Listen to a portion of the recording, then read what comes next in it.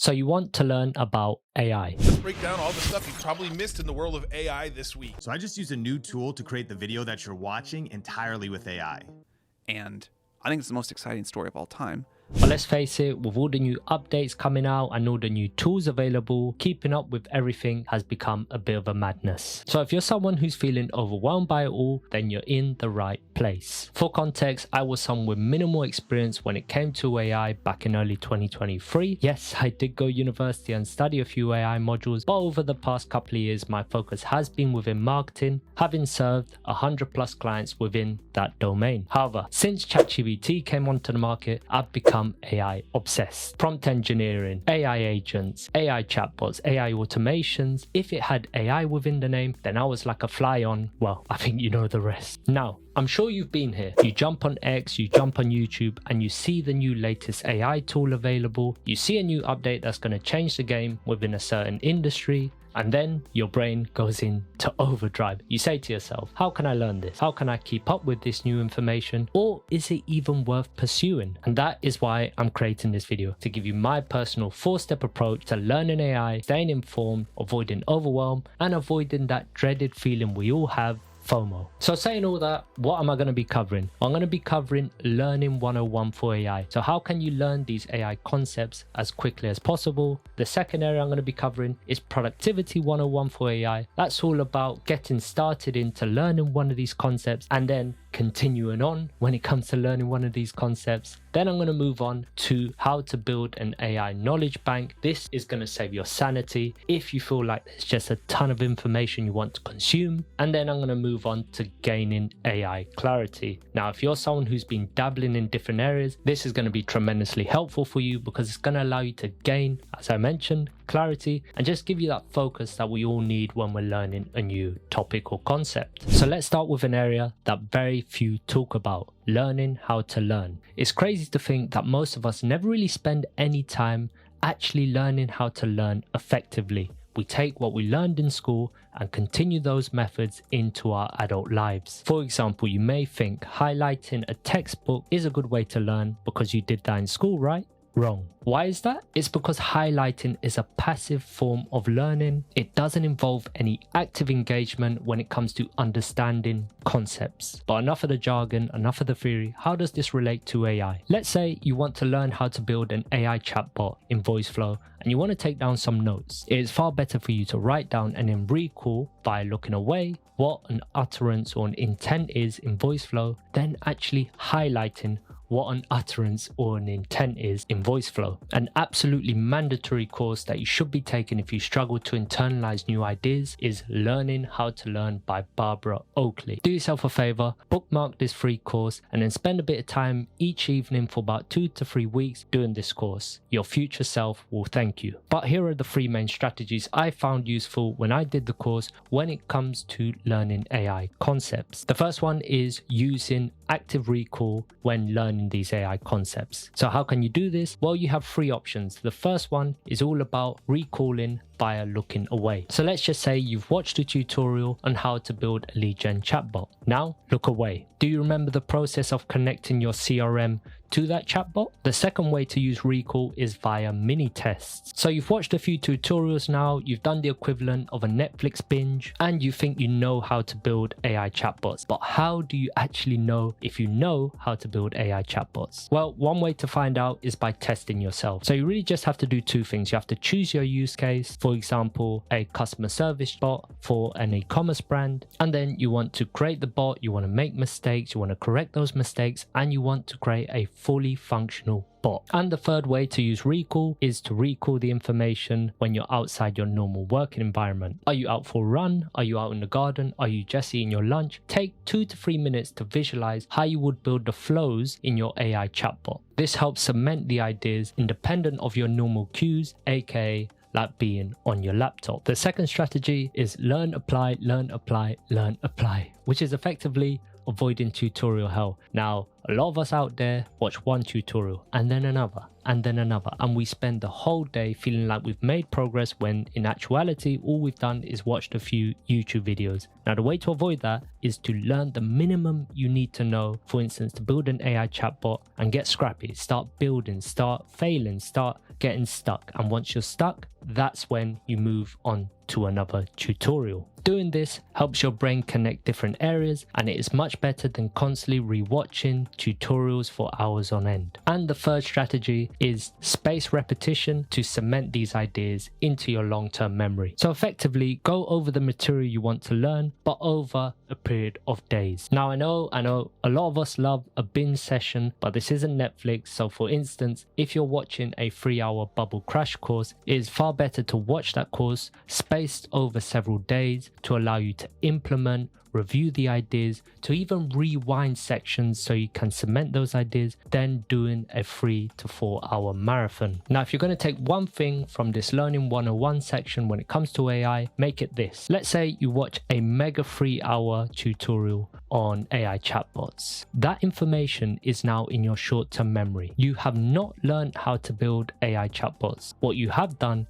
is giving yourself an opportunity to learn how to build AI chatbots, and that is where you need to capitalize. So the way I would do it is I would watch an hour, implement a few of the concepts that were shown in the tutorial, then take a break, and while I'm on my break, I will start visualizing what were the processes I used to build that AI chatbot. Doing this instead of watching the 3-hour tutorial non-stop will make it much more likely that these ideas will be cemented into your long-term memory. Otherwise, come a week or two later, you may actually find yourself watching that exact same 3-hour tutorial. So we have covered how to learn AI tools or AI concepts more effectively. Now we will cover how to learn more efficiently. If you struggle to get started, here are 3 actionable tips that you can implement today. The first one is Newton's first law of motion. So if you struggle to get started, just tell yourself you're going to do something for 5 minutes and then magically you seem to continue. Put the same pleasurable background music on. So I, for instance, put on lo-fi tracks on YouTube. I put the same exact lo-fi track, and this allows it to act like a cue for me to start working, and also gives me that pleasure dopamine hit we all sorely need. And shorten the cue, routine and reward loop. If you know you are going to get a reward or you're going to do something pleasurable after your learning block, you're more likely to do your learning block. So for instance, when I was learning how to build AI chatbots on Voiceflow, I would wake up and spend the first hour of my morning learning how to build these AI chatbots, and then once I had finished that focused hour block, I would then have my morning coffee. Not before, so it would act as a sort of reward mechanism for me to complete that learning block. But if you are someone who doesn't struggle to get started and more so struggles to keep on task, then I want to introduce you to a little concept called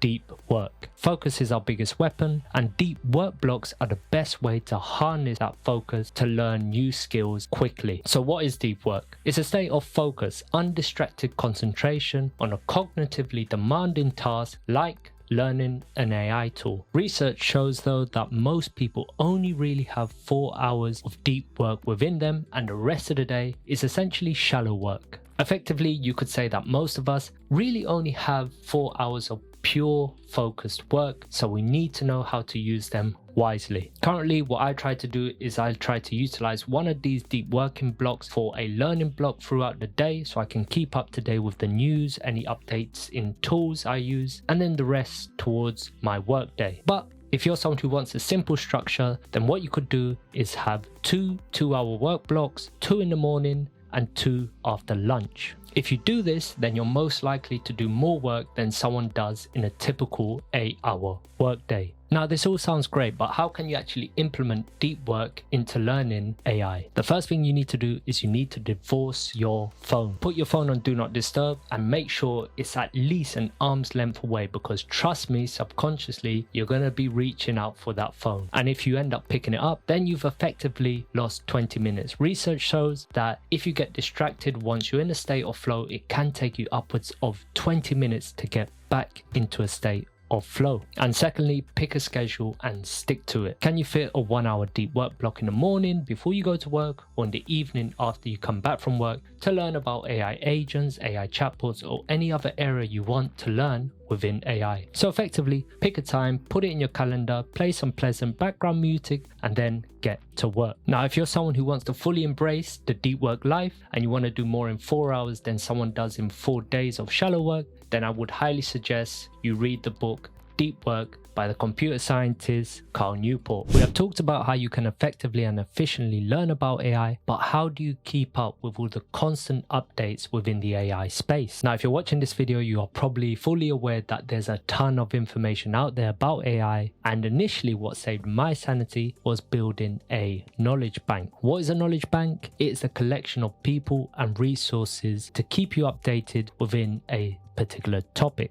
And when it comes to my own personal AI knowledge bank, I mainly fill it up from 4 sources: Twitter or X, YouTube, newsletters, and blogs. Now, you can pick other sources like news sites and other social media platforms, but I have just found these 4 in particular newsletters as a great resource to give me those bite-sized updates I need to feel informed. But who and what do you put in your knowledge bank? You want to put people and resources that give you the most up-to-date developments within the space and the best quality information about AI. But how do you structure your knowledge bank? Well, personally, I use Notion. You can use other tools, but I'm going to give you an example using Notion, how you can build your own knowledge bank. So firstly, you want to go to Notion, then you want to create a new page. From there, you want to create 2 new inline databases, 1 for people to follow and 2 for resources to follow. Then you want to create 5 new columns. The first one to be the name of the resource or person,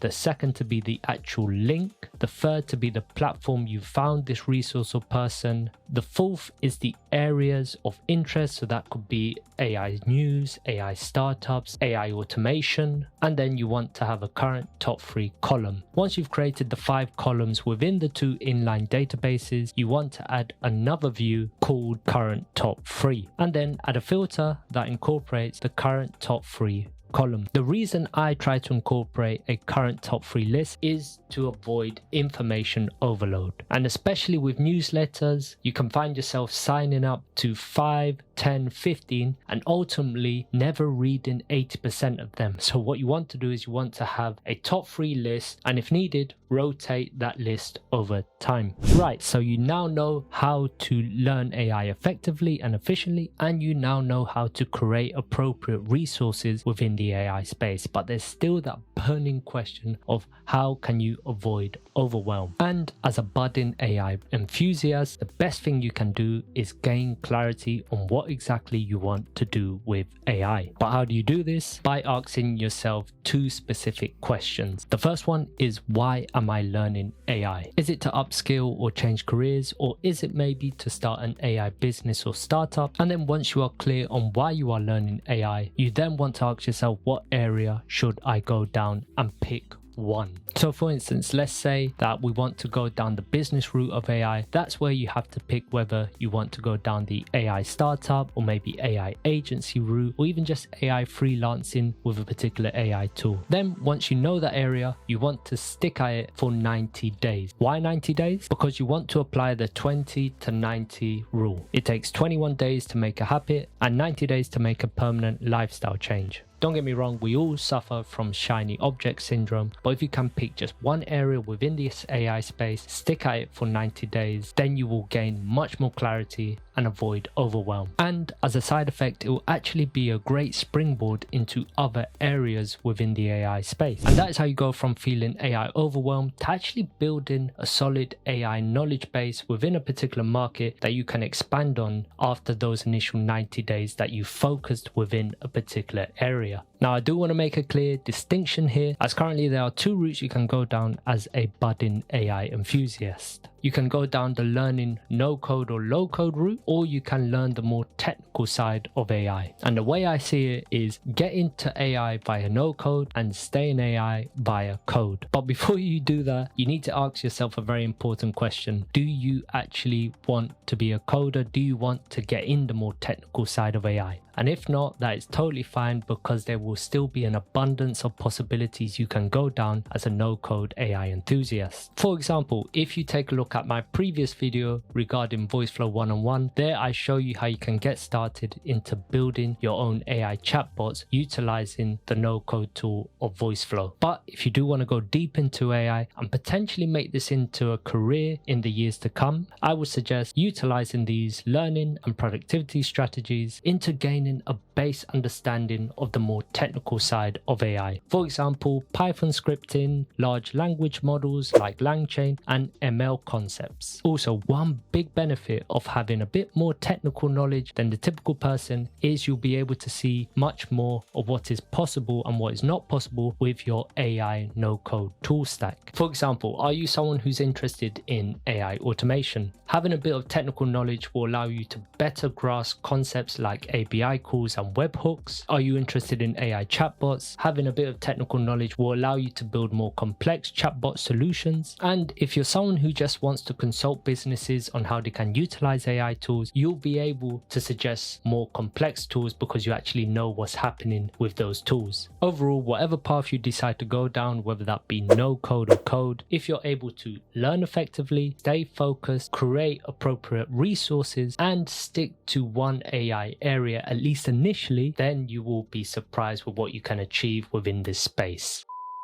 If you like this video, be sure to give it a thumbs up. If you want more videos like this, be sure to give us a subscribe. And also, if you want to learn the 3 main tool types you need to understand AI automation, then be sure to watch my video on that particular topic either in the description below or linked in one of these areas within the video. And I'll be seeing you good people real soon.